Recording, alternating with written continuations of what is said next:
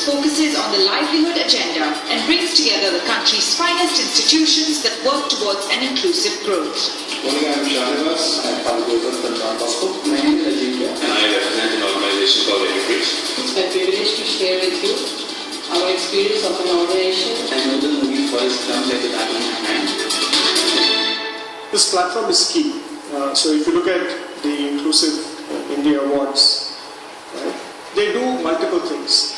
The first is they enable the sharing of best practices. So you have a variety of organizations who really come in and apply for these awards. And if you are smart enough and if you create the platform like you have done here today, it enables people to learn from each other, to meet each other and share best practices. Such platforms are very, very crucial and useful to motivate large number of players in this field, because India has the benefit of grassroots level community-based organizations, and such inclusive award are definitely very, very beneficial to motivate all the players in the field. When you have this kind of a platform, look at it from various aspects, right from macro statistics to showcasing examples of success stories, highlighting the unfulfilled agenda, highlighting issues that still need more focus, and bringing social entrepreneurs and their own stories in their own words, and give a view of the actual work on the ground.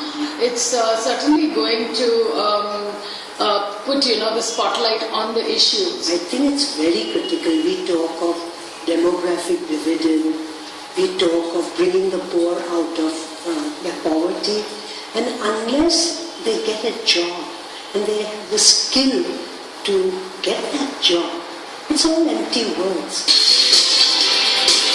The distinguished jury for Inclusive India Awards has played a significant role in selecting the most deserving institutions and foundations from various sectors across the country. So that's your sustainable. The active membership is confined. This 101% is not going to come. With their expertise and thorough knowledge of the livelihood sector and change agents that are contributing to the society, these industry experts have put in immense effort and time in selecting our finest candidates. One organization may win one source, the other going to win 10. If you do those numbers and if you have make some interesting things, some very interesting results come out. With an extensive judging procedure and an exhaustive analysis, the eminent jury members have spent critical hours before reaching a collective decision. Even that may be used. We have focused on skills. It's good. All three are very good. But I thought first one is first. For me, one was that they should be demonstrated leaders in their segments, in the segments that we were judging them on. Primarily because I don't see this as a discovery platform, but a recognition platform. The second, the clarity of their mission and purpose. And the third, the demonstrated success in being able to stick to that clarity of mission. Any judging is a subjective process. But we've tried to be as objective as possible. Most of us, thought that new emerging kind of NGO should be given priority in the sense that they need encouragement. Those NGOs or those volunteer organizations which have already got large number of awards, and for them this is not at all. This year's jury comprises of Y.S. Theospile, non-executive chairman of L&T Infrastructure Development Project; Anu Aga, ex-chairperson, Thermax; Dilip Chinoy, CEO and MD, NSDC; Ratnakar Gaikwad, Chief Information Commissioner, Maharashtra; Aprajita Agarwal, Director, Intellicam; and Pushpa Aman Singh, CEO at Star India.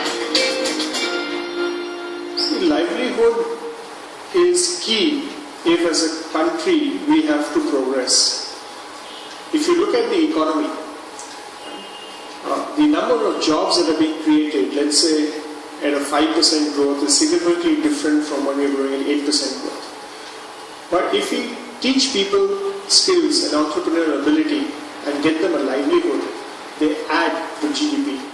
So every person who's out of job, if we teach the person a skill or enable him to earn a livelihood, which is not necessarily a wage level job, it adds to economic growth and the country's prosperity. I think what would make it really interesting is if we can look not siloed in rural, urban and entrepreneurship alone, and if there is a way to really find or build institutions that work across spectrum.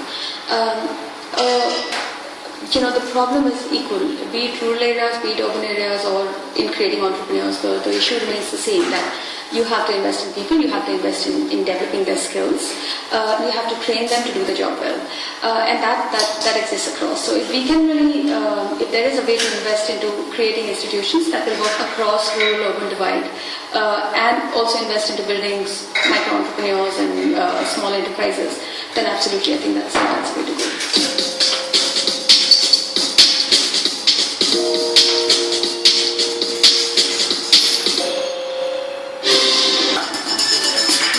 The jury, however, had a few parameters in mind while analysing the nominees during the presentation process.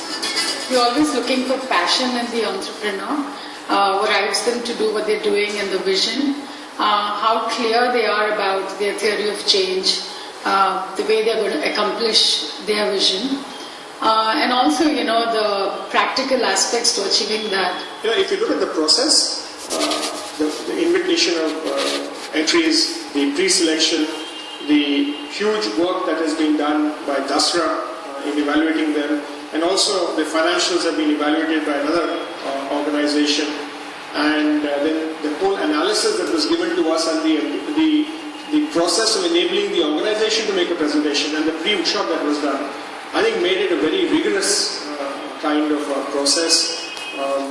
Given that it is an entry-based competition. One, we had a very good insight into each of the organizations that we looked at. Also, I think there was a lot of questioning amongst the jury members, even across juries in different sectors, to see what are we really trying to recognize. Before we sat down to judge them, there was a good amount of discussion on what should we be really looking at. Should we focus on finding the stars in each category, or should we really focus on discovering some new ones? Should we focus on recognizing great practices or potential? So I think there was a lot of discussion around these, and essentially I think that in terms of the discussions itself with the candidates, with the people who were presenting, those were great. Those were fairly in-depth and detailed. The nominees include institutions and foundations that have done commendable work in their fields, be it providing skill-based training to our young labour force to prepare them for a competitive industry. What are we trying to do? We are trying to create a sustainable business model for livelihood. 120 plus centers, 13 states, 46 districts. We are in 50 vocational programs across 10 sectors. Jury member last year also, and we gave some feedback. I think the process has improved tremendously. There's always room for improvement, but I think this time the process is much better. Let me tell you that I have learned a lot in today's presentation, because there were a large number of very good NGOs who have done pioneering work. Okay? So it is really gratifying to know that in India we have got such good organizations, such good quality organizations, which have done tremendous work. Some of the organizations have done work during the last 30-40 years also, while some of the new emerging organizations also have been very innovative. They have come out with innovative ideas which could generate employment opportunities on a sustainable manner. So we were quite impressed with these presentations. This year's categories are divided into 3 sectors: rural livelihood, urban livelihood, and entrepreneur. Each sector is divided into 3 categories: non-profit, social business, and corporate foundations. Non-profit category is further divided into 2 subcategories: non-profit emerging and non-profit established. Social business is further divided into 2 subcategories: social businesses emerging and social businesses established. And entrepreneurship also includes the livelihood disability category. So stay tuned for the prestigious Inclusive India Awards that will not just felicitate the finest institutions but will also make way for a better tomorrow.